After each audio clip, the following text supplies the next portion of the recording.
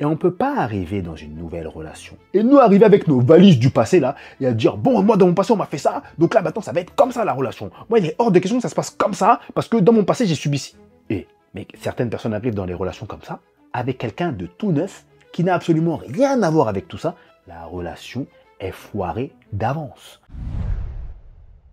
Tu sais, on parle très souvent des hommes qui ne sont pas prêts à se mettre en relation, qui ne sont pas prêts pour se mettre en couple, qui ne sont pas prêts pour le mariage, etc. etc. Mais la vérité, c'est qu'on parle beaucoup moins des femmes qui sont dans cette situation. Et s'il y a énormément de relations qui foirent, c'est aussi parce qu'il y a beaucoup de femmes qui ne sont pas prêtes pour ces relations. Et justement, aujourd'hui, je vais te partager 5 signes qui montrent qu'une femme, ou que peut-être toi, n'est pas prête à se mettre en relation. Je t'invite à rester jusqu'à la fin, parce que le 5e signe est vraiment le point le plus impactant, qui peut faire le plus de dégâts. Et je t'invite à écouter ce podcast avec le cœur éteint et le cerveau ouvert. Ce qui se passe, c'est que quand on traite des sujets comme ça, qui ne sont pas en faveur des femmes, malheureusement, ce que je vois souvent, c'est que des personnes commencent à répondre de façon purement émotionnelle à des choses que je dis qui sont factuelles. Et donc, c'est à partir de ce moment-là que ça devient compliqué par la suite d'évoluer, parce que lorsqu'on commence à mettre les émotions dans ce genre de choses-là, on n'est plus lucide. Et quand on n'est plus lucide, on n'arrive pas à tirer les aspects positifs des choses qu'on entend et des choses que d'autres personnes nous disent. Donc, cerveau allumé, cœur éteint, on est parti. Le premier red flag qui montre que tu n'es peut-être pas prête pour une relation amoureuse, c'est si tu es toujours dans ton ancienne relation amoureuse, littéralement. Beaucoup de femmes sont célibataires, mais sont encore avec leur ex. Quand on veut dire avec leur ex, c'est même pas qu'elles ont des sentiments amoureux avec leurs ex, c'est que leur ex est encore trop présent dans leur vie. C'est des relations où ça s'est mal terminé, des relations où elles ont subi des choses, des relations où on leur a fait du mal. Et donc, ce qui se passe, c'est qu'aujourd'hui, tous leurs comportements sont liés à ce que leurs ex ont fait. Donc, il va toujours y avoir de la comparaison avec les ex. Il y a des traumas du passé qui ressurgissent toujours dans les comportements.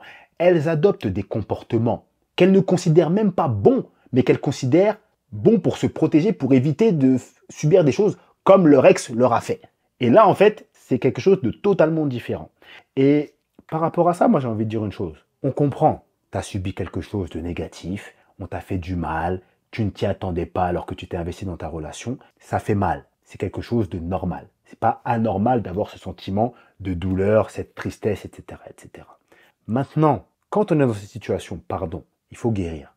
Il ne faut pas se remettre avec une autre personne tant qu'on n'a pas fait le deuil sur notre passé.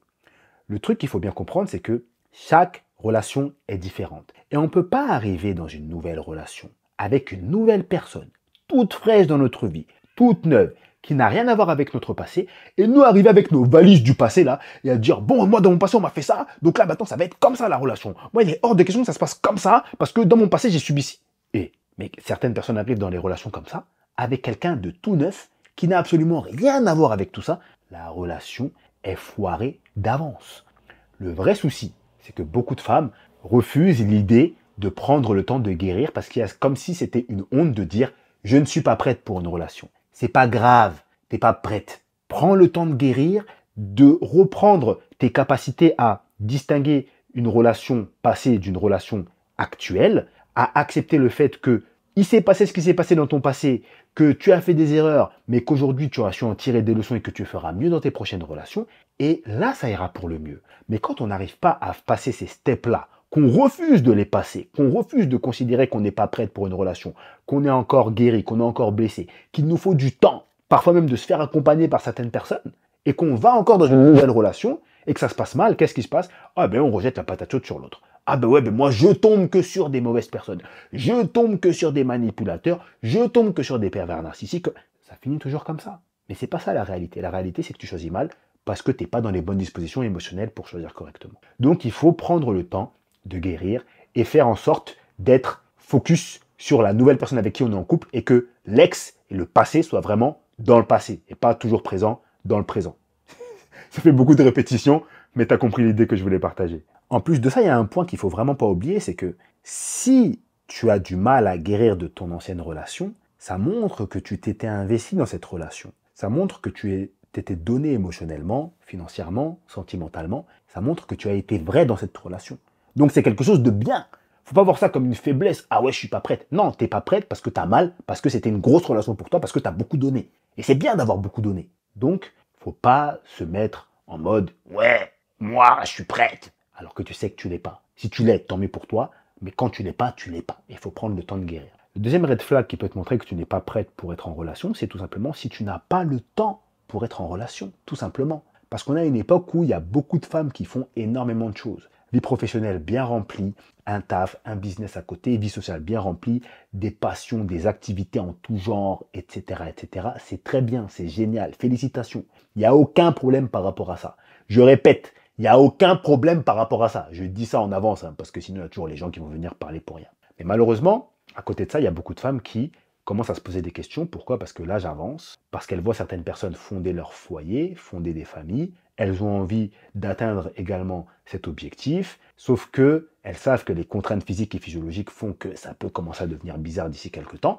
Donc, malheureusement, il y a certaines femmes qui se disent « Je ne vais pas couper ma vie actuelle, mais je veux quand même me mettre avec quelqu'un. » Sachant qu'elles n'ont pas le temps. Et elles sont conscientes qu'elles n'ont pas le temps. Et malheureusement, quand on n'a pas le temps, on n'a pas le temps. Donc moi maintenant, je pense que beaucoup de personnes sont capables de faire une balance plus ou moins équilibrée entre vie relationnelle et vie professionnelle. Mais quand on n'est pas capable de faire cette balance, il ne faut pas se mettre en couple. Pourquoi? Parce qu'on ne construit rien en donnant des miettes de temps à quelqu'un. Ça ne fonctionne pas. Tu vas être là, tu vas vouloir accorder à cette personne 30 minutes un soir de semaine parce que entre-temps, tu vas avoir un rendez-vous à gauche, un rendez-vous à droite. Ça ne va pas fonctionner. Vous allez avoir du mal à vous voir, vous allez vous voir une fois par mois. Et quand on n'a pas le temps de voir convenablement la personne avec qui on est en couple, on ne peut pas construire un lien sérieux. Et sans lien sérieux, tu fais rien. Voilà pourquoi c'est important d'avoir une personne qui habite à proximité. Voilà pourquoi c'est important d'avoir le temps de voir une personne. Parce que c'est facile de se mettre en couple. Beaucoup de personnes, là, on les voit, elles prennent leur téléphone, elles vont sur les réseaux sociaux, parlent avec quelqu'un. Ah ouais, ça y est, je suis en couple. La personne, elle habite où? 55 minutes, 1h05 du domicile. Ah, c'est bien au début. Mais après, le quotidien reprend sa place petit à petit. Et là, on se rend bien compte que c'est compliqué d'être en couple avec une personne quand on a tout un tas de projets, que cette personne n'habite pas à côté, etc., etc. Le temps reste l'élément le plus important. Plus tu passes du temps avec une personne, plus vous avez la possibilité de créer des souvenirs. Plus vous créez des souvenirs, plus vous créez du lien. Et plus vite vous pouvez vous rendre compte, est-ce que cette personne est la bonne pour vous ou non. Et du coup, si c'est la bonne, vous pouvez continuer sur ce chemin-là, créer un lien de plus en plus fort pour atteindre vraiment des sphères encore plus hautes. Quand tu n'as pas le temps, tu fais rien. Donc, encore une fois, moi, je suis même pas en train de dire que oui, il faut que tu arrêtes ta vie relationnelle, il faut que tu arrêtes ta vie professionnelle, il faut que tu arrêtes ta vie sociale. Je suis pas en train de dire ça. Je suis en train de dire que dans la vie, il faut faire des choix. Voilà. Le vrai souci, aujourd'hui, on peut plus dire ça.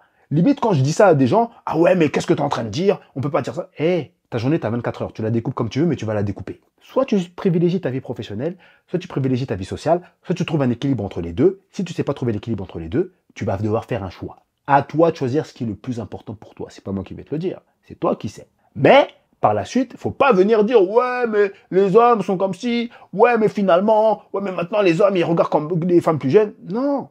Tu auras fait ton choix basé sur tes envies, tes préférences, ta situation, et j'en passe.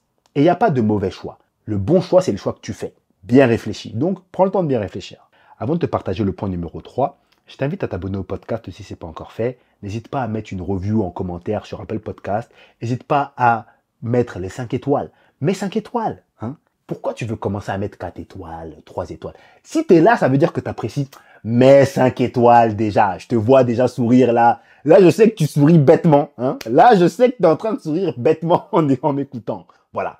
Mets 5 étoiles, ça me ferait super plaisir.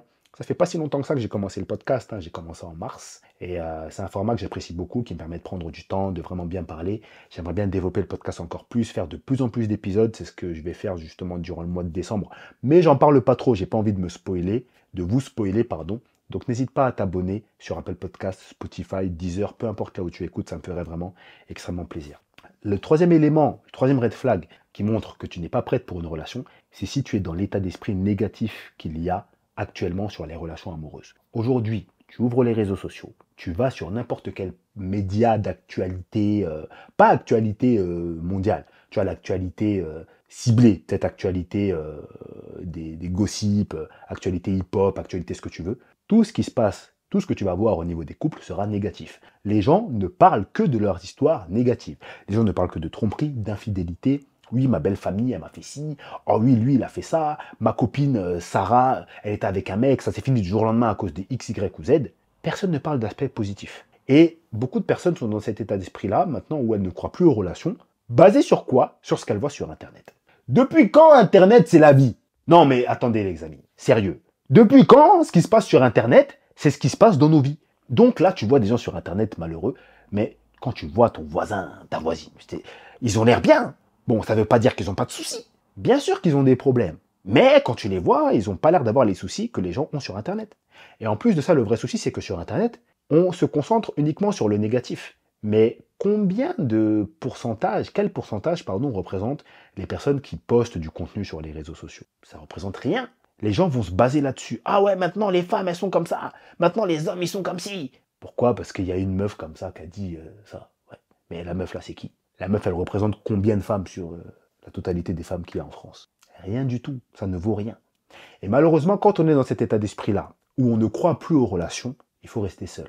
Ça, c'est l'un des plus gros red flags que tu n'es pas prête pour une relation. Tu ne vas pas réussir à voir les qualités qu'il y aura chez la personne qui vient de parler. Tu n'y croiras pas avant même que ça commence. Tu vas te dire, oh, ce mec-là, il vient juste pour du sexe. Alors que ce mec-là, il te parlait parce qu'il se disait, bon, on va voir ce que ça va donner. Vous savez, souvent, les hommes, ils viennent vous aborder parce que physiquement, ils vous trouvent bien. Ils se disent, ah bon, s'il y a possibilité, ouais, on y va. Mais bon, on va voir ce que ça va donner. Ils apprennent à vous connaître, bam, ok, là, c'est quelqu'un de carré, on veut vraiment faire quelque chose de sérieux avec. Si tu pars direct dans un état d'esprit, ah lui, il veut me faire du sérieux avec moi, il veut pas du sérieux avec moi, ah mais lui, il est comme si, ah mais ma copine, elle m'a dit, mais ça sert à rien. Et cet état d'esprit négatif aujourd'hui, il plombe tout le monde. Pourquoi? Parce que beaucoup de personnes ont cet état d'esprit négatif, mais espèrent que quelque chose de positif se passe. Donc en fait, voilà, moi je vais à un entretien d'embauche, hein, j'y vais en me disant, l'entretien, franchement, c'est pas pour moi, je vais le rater. Je vais le rater, l'entretien, c'est sûr que je vais foirer. Mais à côté de ça, j'espère être sélectionné. Le problème, c'est qu'en allant à cet entretien, et en espérant, en me disant constamment que ça se passe mal, ça se passera mal, pardon, je vais arriver sans me préparer correctement. Je vais arriver, j'aurai des taches sur ma chemise, alors que d'habitude, j'ai toujours une chemise nette. Je vais bégayer, alors que d'habitude, je bégaye pas. Je vais pas poser de questions importantes, alors que j'en ai plein à poser. Je vais pas faire une belle présentation, alors que de base, j'ai l'habitude de faire ça, etc., etc. C'est un exemple. Mais vous avez bien compris. Et c'est exactement ce qui se passe dans les relations amoureuses. Donc quand on est là-dedans, non. Si tu t'imagines que les relations sont mauvaises, n'attends rien. N'attends rien des relations, tu n'es pas prête. Red flag numéro 3. C'est dur à entendre, mais c'est la réalité. Et je ne comprends pas pourquoi est-ce que la réalité est aussi dure à entendre, parce que c'est les faits. Quand je vois autant de femmes sur les publications se plaindre du comportement des hommes, alors je dis pas que c'est pas à juste titre, il n'y a pas de souci, tu te plains, mais qui estime derrière, ouais, mais moi, quand même, je vais avoir quelqu'un de bien, j'espère que, mais t'espères rien, tu passes ta vie à te plaindre, il va rien se passer de positif si tu crois pas.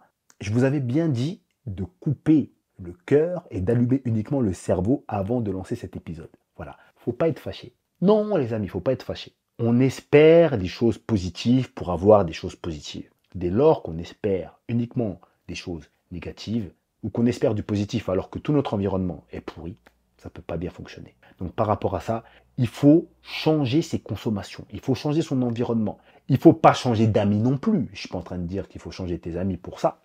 Mais peut-être qu'il y a certaines personnes de ton entourage, il faut arrêter d'écouter leurs histoires.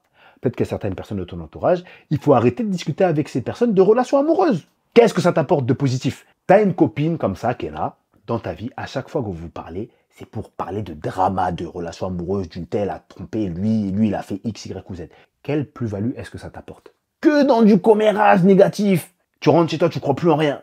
Le lendemain, rebelote. Mais toi, à côté, t'espères que les choses se passent comme pour ton autre copine, qui, elle, n'est pas du tout dans les commérages, elle est dans sa relation. Tout est catiminé dans sa relation, personne ne sait ce qui se passe. T'espères que ça se passe pareil pour toi. Mais tu côtoies l'autre, là, qui t'envoie uniquement des mauvaises ondes. Comment ça va fonctionner? Ça ne peut pas fonctionner. Concentrons-nous sur du positif lorsqu'on veut du positif. Le quatrième red flag qui montre que tu n'es pas prête pour une relation amoureuse, c'est si tu ne veux rien donner et que tu veux uniquement recevoir. Et ça, c'est un truc qui arrive extrêmement fréquemment. Il y a beaucoup de femmes qui se lancent dans des relations amoureuses avec des hommes. Elles se disent, bon, là, je suis avec un gars, j'attends de voir. Qu'est-ce que ça veut dire, j'attends de voir? C'est-à-dire qu'elles se disent, j'attends de voir ce qu'il propose. J'attends de voir est-ce qu'il va s'impliquer. J'attends de voir est-ce qu'il va m'inviter. J'attends de voir comment est-ce qu'il va me traiter. J'attends de voir. Et en fait, toute la relation, en tout cas tout le début de la relation, elles attendent. Mais en face d'elles, elles ont des hommes qui vont se dire quoi? Les hommes se disent, je vais faire un pas, puis j'attends. Et je vais voir est-ce qu'elle rend. Parce que c'est ça en fait une relation.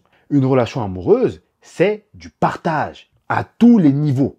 Et lorsqu'on est dans un état d'esprit où on ne veut pas donner, où au niveau émotionnel on est radin, c'est qu'on n'est pas prêt. Et quand on n'est pas prêt souvent pour ce genre de raisons, c'est peut-être parce qu'on a été un peu abusé dans le passé. Ah ouais, mais moi dans mon passé, j'ai beaucoup donné, donc maintenant je vais plus autant donner et je vais voir. Ah, gaffe mon ami, hein, Vincent la gaffe. Tu te retrouves en face d'une personne qui n'a d'une rien à voir avec ton passé, qui en plus de ça, entre guillemets, n'en a rien à cirer, et qui, elle, est bien plus équilibrée que les personnes que tu as rencontrées dans ton passé. Tu commences à faire des comparaisons comme ça, inutilement. Ça ne peut pas fonctionner. Il faut être dans une mentalité, dans un état d'esprit de partage. Avant de te partager le point le plus important, le plus gros red flag qui montre que tu n'es décidément pas prête pour une relation de couple, n'hésite pas à me contacter en privé en cliquant sur le premier lien en description pour qu'on puisse échanger, toi et moi, sur ta situation privée si tu as du mal dans tes relations amoureuses. J'ai plein de disponibilités, n'hésite pas, ça se passe dans le premier lien en description. Le point vraiment le plus impactant, le plus gros red flag qui te montre que tu n'es pas prête pour être en relation avec une personne, c'est si tu penses que rien n'est de ta faute et que tout est toujours de la faute des hommes. Malheureusement, aujourd'hui, on est à une époque où c'est pas toutes les femmes, ok? Je dis bien, c'est pas toutes les femmes, mais il y en a beaucoup qui ne se remettent pas en question sur leur comportement, leurs attitudes lorsqu'elles ont des relations avec les hommes, et c'est toujours de la faute de l'homme. Les hommes sont responsables de tout. C'est toujours un problème. Je vais vous donner un exemple très simple. On a beaucoup de femmes qui vont dire « Je suis célibataire parce que moi, je trouve pas d'hommes bien, et je trouve pas d'hommes bien parce que les hommes bien, il n'y en a plus. Les hommes bien sont tous morts. C'est terminé, maintenant c'est fini. » Ok, ça c'est ce que j'appelle un point de vue unilatéral. On pense uniquement dans un sens. Alors que lorsqu'on veut avancer, pour moi, on doit passer dans tous les sens possibles. Quand on veut entrer sur ce genre de terrain-là, il faudrait penser dans l'autre sens également. Ça veut dire quoi? Ça veut dire se dire, ok, tu es célibataire parce qu'il n'y a plus d'hommes bien. Mais pourquoi est-ce que les hommes bien n'ont pas pris toi et ont pris d'autres femmes à la place? Pourquoi est-ce que tu n'as pas été sélectionné par les autres hommes, par les hommes bien? Et vous voyez, là, juste faire ce genre de réflexion-là, tu mets ça, on va te tirer dessus. Mais comment oses-tu dire ça? Mais attends, c'est juste logique. On ne peut pas toujours rejeter la faute sur les autres. Ça ne fonctionne pas comme ça. Il y a beaucoup de personnes, c'est toujours « je tombe que sur des pervers narcissiques, je tombe que sur des manipulateurs ». Non, on ne tombe pas sur quelqu'un, on choisit les gens. Une personne ne débarque pas comme ça dans ta vie, comme ça, en défonçant la porte. Non, tu as décidé de te mettre en couple avec cette personne. Donc, il faut plutôt se dire, comment est-ce que ça se fait que je choisis des manipulateurs? Comment est-ce que ça se fait que je choisis des pervers narcissiques? Là, on commence à rentrer sur un terrain de réflexion qui va pousser à quelque chose, qui va apporter des résultats positifs. On va pouvoir trouver ce qu'on fait de mal, et quand on trouve ce qu'on fait de mal, on peut l'améliorer. Et quand on l'améliore, on n'a plus ce souci-là, il sort de notre vie. Mais on est à une époque où on veut tellement dire aux femmes ce qu'elles ont envie d'entendre, voilà, que plus personne ne dit rien. Et comme plus personne ne dit rien, ben plus personne ne fait rien. Parce que, ben écoute, c'est de la faute des hommes. Qu'est-ce que tu veux que j'y fasse? C'est pas de ma faute, moi. Qu'est-ce que tu veux que j'y fasse? Attends, moi je suis la victime dans tout ça. Voilà le comportement dans lequel se retrouvent beaucoup de femmes aujourd'hui, malheureusement. Alors qu'à côté de ça, ben, aux hommes, on va leur dire que vous êtes responsables de tout. Vous voyez en fait le déséquilibre qu'il y a? Il faut équilibrer les choses. On ne peut pas toujours on peut pas toujours penser de façon unilatérale, c'est pas possible. Ça ne fonctionne pas, ça n'apporte aucun résultat positif. Et souvent, ce genre de discours-là, c'est des discours qui sont faits pour se protéger. Parce que lorsque c'est de la faute des autres, c'est pas de notre faute, on fait rien. Mais le problème, c'est que dans la vie, chacun a sa part de responsabilité.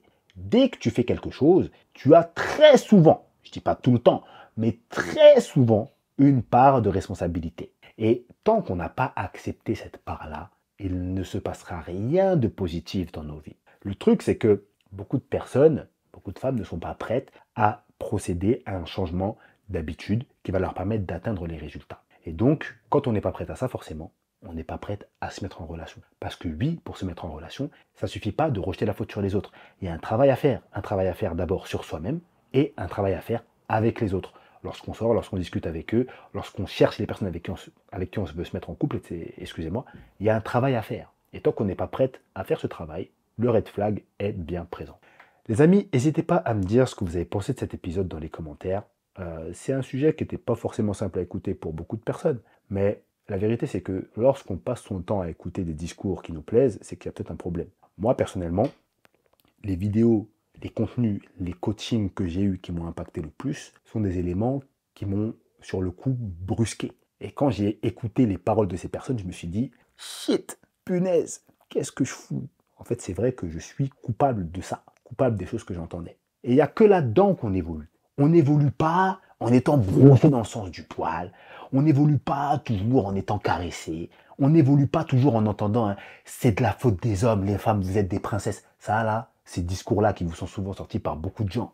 Mais pourquoi ils vous sortent ça? Pourquoi? Quel intérêt ils ont à vous sortir ça? Est-ce que ça vous fait avancer? Non. La vérité, c'est que non.